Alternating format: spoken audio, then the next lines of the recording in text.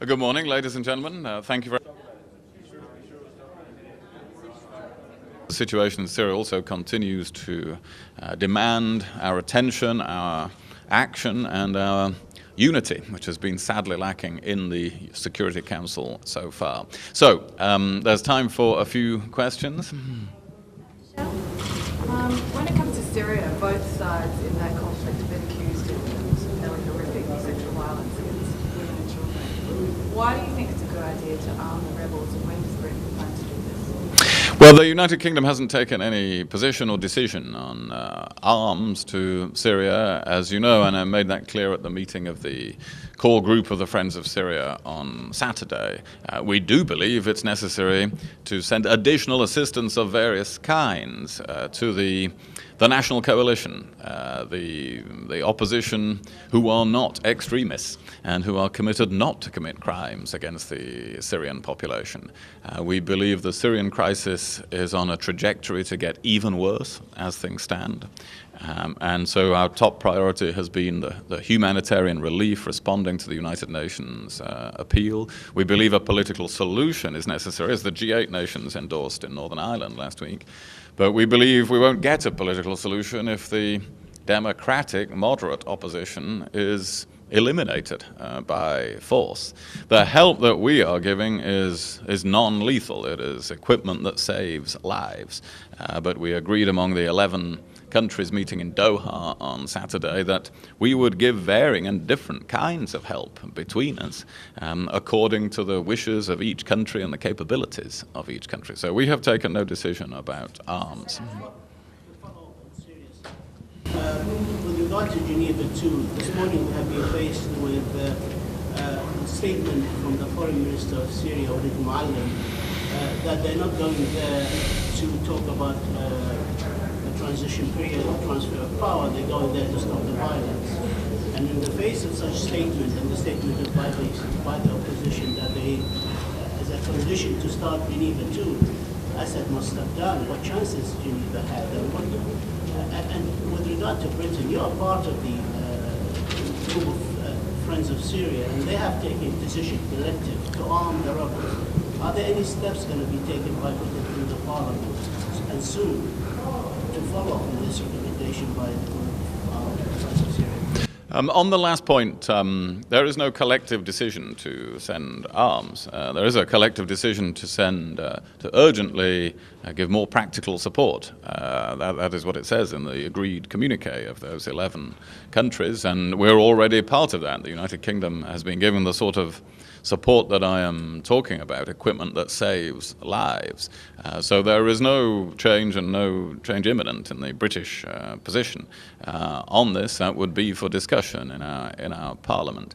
But we are helping in very many different ways. On the earlier part of your question, this does illustrate the difficulty of bringing a Geneva conference together. These are reasons why it isn't happening imminently. For us, the purpose of a second conference in Geneva is to work out how to implement what was agreed last year, almost exactly a year ago this week in Geneva, the creation of a transitional government with full executive authority drawn from regime and opposition by mutual consent. And that has to be the base. That is, if you like, the only agenda item for a Geneva conference, another Geneva conference. And so what is being done now by the regime, who have embarked on fresh military offensives since it was agreed that we would have a second Geneva conference, is not helping to bring that about. And it places the opposition in a more difficult situation, since to go to Geneva while such offensives are being conducted against them, obviously is more difficult for them. But we must not give up on at all on trying to bring such a conference together. There has to be a political solution, and so it is important that it takes place. But your question illustrates the difficulties. We just got time for 2 more questions, I think. Can I please ask you about the spillover of the situation in Syria, particularly now into Lebanon, with the events unfolding? Do you condemn the acts of Al-Asir, for example? And why haven't you, during your presidency here in the UK or the Security Council, done anything about Iran's support and obvious support in Syria militarily, defiance of resolution under Chapter 1737, under Chapter 7. We know nothing about that. What are you afraid of?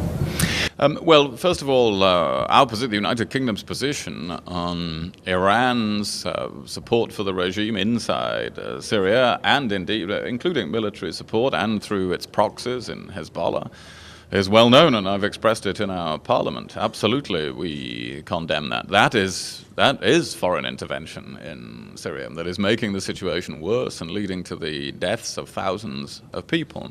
And of course, it is increasing the risks to the stability of Lebanon.